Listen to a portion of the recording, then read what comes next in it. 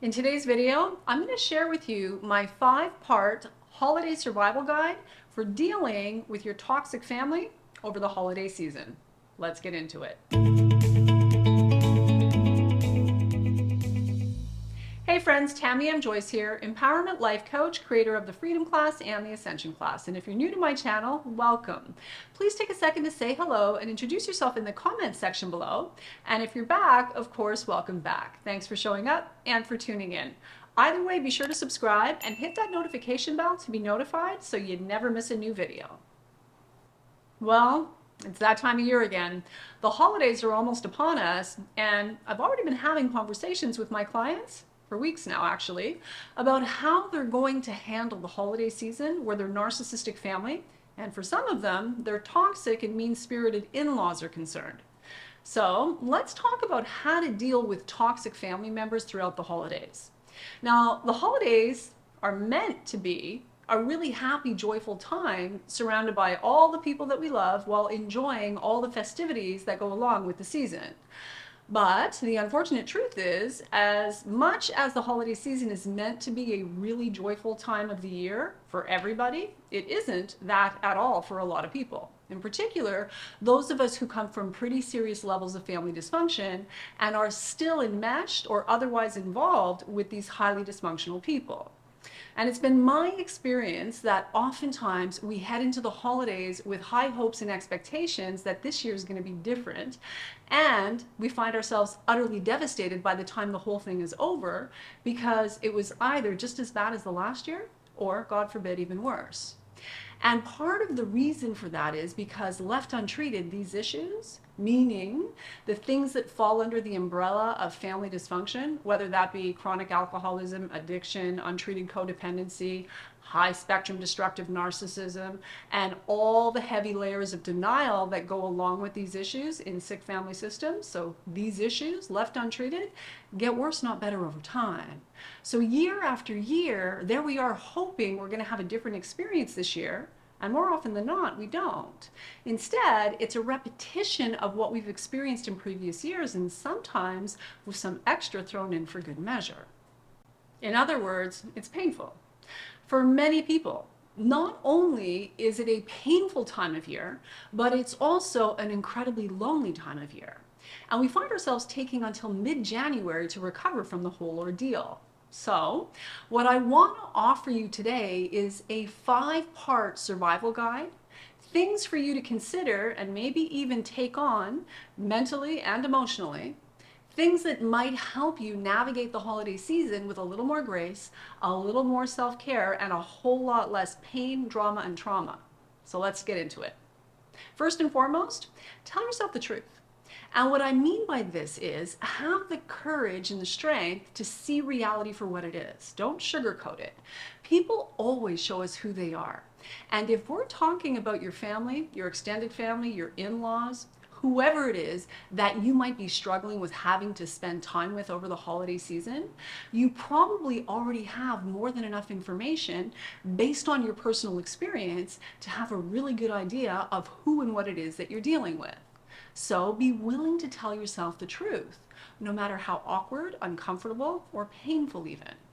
Often we'll retreat to the comfort of denial and magical thinking in an attempt to survive these family dynamics.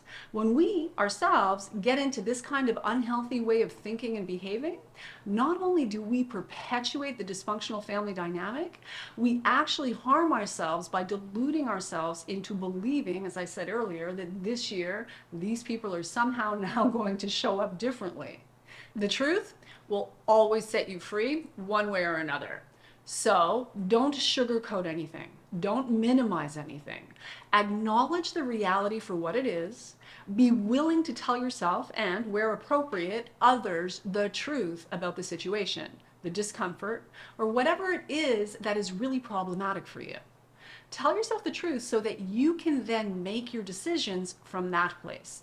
Resting in the comfort coma of lies, denial, justification, rationalization, and minimizing the gravity of what actually goes on, no matter how passive or aggressive the nonsense or abuse, is precisely what keeps family dysfunction going decade after decade, generation after generation, while real people are being harmed in real ways over and over. Do you really want to continue to enable all of that? Probably not.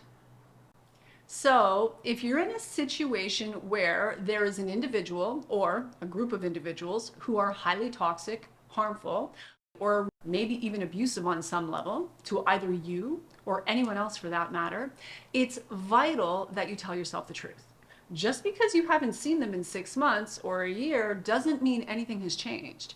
It's never a good idea to allow ourselves to slip into what I call codependent amnesia, hoping that it won't be as bad as it has been in the past. That doesn't serve you. So again, tell yourself the truth. Don't sugarcoat anything and make your decisions from that place of clarity. Next, ask yourself if you really have to go in the first place. Again, tell yourself the truth, right? Now, the truth is guilt, shame, a sense of duty, a sense of obligation, these are all really powerful emotions. And for those of us who are coming from really toxic, highly dysfunctional, narcissistic families, and we've had to navigate our way through all those dynamics over decades of time and suffer all that goes along with the effects of having been targeted and abused in the ways that we have, if we're dirt honest with ourselves, we'll have to admit that often we stay engaged in relationships with these people because we haven't done enough of our own healing and recovery work yet, anyway. And because of that, we're still seeking love, approval, validation from people who are never ever going to give it to us. If they could, if they would, if they even wanted to, it surely would have happened by now. So if guilt and shame and a sense of duty and obligation is the driving force behind your choosing to expose yourself to these toxic family dynamics, and because it's the holidays, you feel obligated to go in spite of the fact that you know that it's going to be harmful to you and your well-being, you might want to have a good long think about that. What exactly is it that you're hoping to get out of showing up for people who are harmful, who are toxic, who feel entitled to hurt you and then blame you for the hurt they cause? If it's some form of validation or approval, maybe it's time to start giving yourself the validation and approval you're seeking from people who aren't capable, who aren't willing, and who aren't ever going to give it to you anyway. Unless, of course, they're trying to manipulate you, but that's a whole other conversation.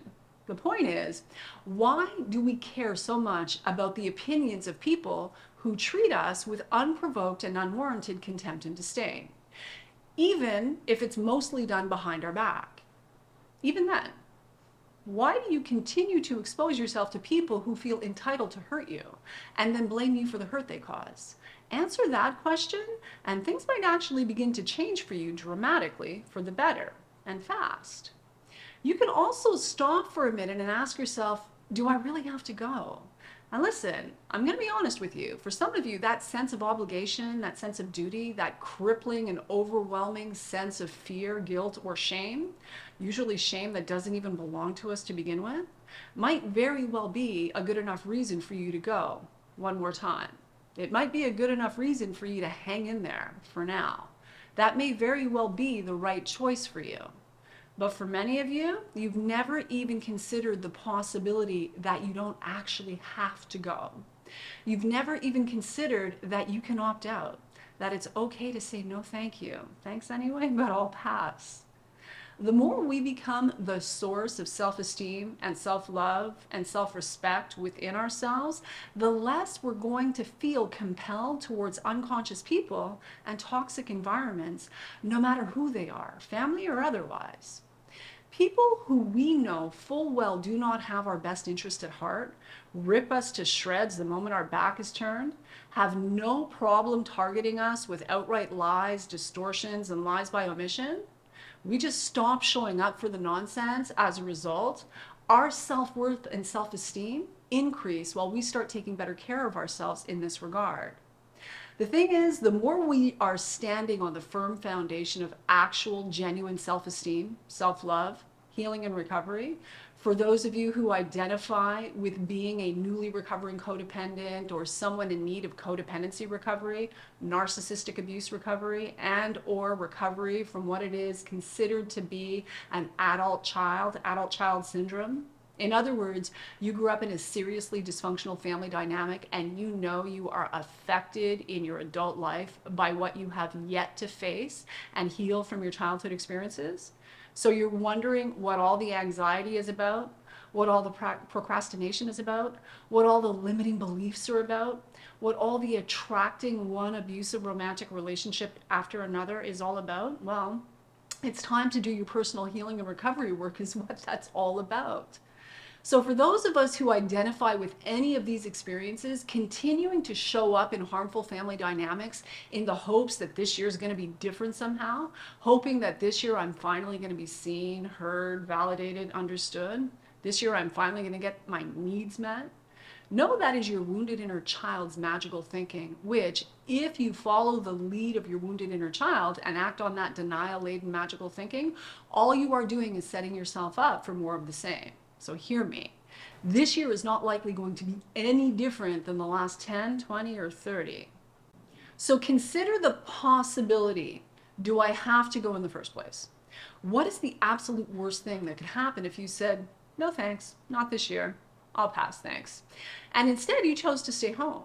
And I get it, for some of you that means staying home alone, and that can be a painful prospect during the holidays. I've been there. I personally have made that choice when I felt it was in my best interest to do so. So I get that it might mean for some of you staying home alone. So what if you really know in your heart of hearts that that's actually what's in your best interest, and therefore you choose to do that? And you cuddle up with your favorite fur baby or a really good book, have a bath, do some really nice things for yourself in terms of self-care and self-love, and nurture yourself. Make yourself your favorite food and just kick back and relax without the drama and chaos. And just enjoy steeping yourself in all of the good things that you could create for yourself without the nonsense. What if? What's the worst thing that could happen? For some of you, considering that and making that choice might be the best decision you could make for yourself all year. Now, with all of that said, if you do choose to go for whatever reasons that are deeply personal and true for you, legitimate, you're clear that for you it's the right thing and you're going to go for the right reasons, then first and foremost, please be sure to manage your expectations. The hope, as I've already said, that our family or our in-laws are going to behave any differently this year can really set us up for disappointment and a whole world of hurt. So if you're choosing to go to expose yourself to what you know up front is going to be an unwell, unloving, and unkind environment with destructive people on any level, make it your mission to really get in and out with as little discomfort and as little drama as possible. Adjust your expectations, keep them low, and hopefully you'll be pleasantly surprised. Maybe they'll surpass them. If not, you won't be deeply disappointed. Regardless, you'll be more able to remain detached and rise above it all, more able to remain calm, cool, and collected by choice. It's not because someone provokes you that you have to react or respond. It's not because someone asks you a provocative question or makes a provocative statement or targets you passive-aggressively or otherwise that you have to react or respond. Just go with realistic expectations if you feel that you must go. Do what you need to do to survive the time with these people, coming through the other side with, again, the least amount of drama and trauma as possible. And if that's the decision you make, then you'll absolutely want to have an exit strategy. Depending on the level of dysfunction that you might be dealing with within this particular family dynamic, things can get real heated and go real sideways really quickly. Especially around the holidays when everyone's nervous system is completely dysregulated and jacked up on all kinds of stimulants and substances. It's a time of year when the vast majority of people are stressed out, overworking, overspending, overeating, overdrinking, not getting enough rest, and everyone's emotions are being stirred up. Like, for example, people who are being exposed to their extended families as well as their family of origin and or their in-laws, and as such are being triggered on repeat. And when we are sleep deprived, stressed out, jacked up on things like wheat, sugar, and caffeine, and then you add alcohol to the mix, well, needless to say, it's not a good mix. So make sure that you have an exit strategy and an exit plan. It is your number one job and responsibility to take care of yourself. So go in with an exit strategy. If things get heated, if things go sideways, if things become too uncomfortable for any reason, you have the ability to leave and take care of yourself in whatever way you need to. That is your responsibility. No one else gets to hold you hostage just because it's the holidays. No one gets to target you, diminish you, demean you, just because they're family. Please. In addition to having an exit strategy, you'll want to have a backup plan, or at the very least, some really close friends on speed dial that you can call if need be. If you need to reach out, you need a sounding board, you have someone that you can actually lean on. It's important that we accept that just because people are family does not mean that they are safe. And that can be a tricky one for those of us who are new to the conversation of codependency and narcissistic abuse healing and recovery. And the reason for that, the people we call family are supposed to be safe. These are the people who are supposed to love us, care for us, protect us, care about our comfort and our well-being. And although some of them, in particular, some of the more highly narcissistic individuals, might be really good at putting on an act and making it appear, while others are looking anyway, that they genuinely care, when in reality, by virtue of the vast majority of your experiences with them, or their general attitude and behavior when certain others aren't present and looking, it's an entirely different story. So remember, it's not because they are family, it's not because they put on a phony smile for the benefit of others and act like they're on your team, when you know full well the opposite is the truth, that these people are safe. Learn to tell yourself the truth and differentiate between who is and who is not safe in your life. And if you're making a decision to expose yourself to unsafe people throughout the holidays, do it in the spirit of extreme self-care. In other words, decide in advance that you will do whatever you need to do, unapologetically and without explanation. You will do whatever you need to do to take care of yourself if people start misbehaving. Again, no one gets to hold you hostage, no matter who they are. Go in your own vehicle so you can leave in your own vehicle. Have plans. Have friends on speed dial. Shorten the time that you're actually exposed and nurture the bleep out of yourself before, during, and after. Or consider the possibility of not even going. I know, the shock and the horror of the idea. Yes, during the holidays, in particular where dysfunctional families are concerned, the notion can be quite radical. I can tell you, in my own experience, making that decision, making that choice, hasn't always made me very popular, but it has made me happy and peaceful. And I value my own well-being, my sense of self-respect, my sense of self-worth, my personal integrity and dignity, my peace of mind, my peace of heart, a whole lot more than I value the opinions of deeply unconscious people who feel entitled to hurt me and then blame me for the hurt they cause. Sometimes we've just got to choose ourselves, you know? If we don't, who will? So learn to worry more about your own opinion. Do what you need to do to take care of yourself. Don't let anyone harm you. Don't let anyone hold you hostage. Love yourself first and love yourself more. It's time now. And on that note, I'm going to call it a wrap. But before I go, I have a special announcement to make. You might be interested to know that the Ascension class is open for enrollment, and I am beyond excited to bring you this next level of growth, expansion, and evolution that is this transformational coaching program. If you want to go deep with me into the work of reinventing yourself, then this is for you. Be sure to click on the link in the description below this video to apply to see if you qualify for a free one-on-one consultation with either myself or a member of my team. And I also want to wish you a very, very happy, peaceful, calm, serene, joy-filled, love-filled holiday season. All the very best to each and every one of you for the new year. Choose you, love you more, love you first. It's time now. Happy holidays.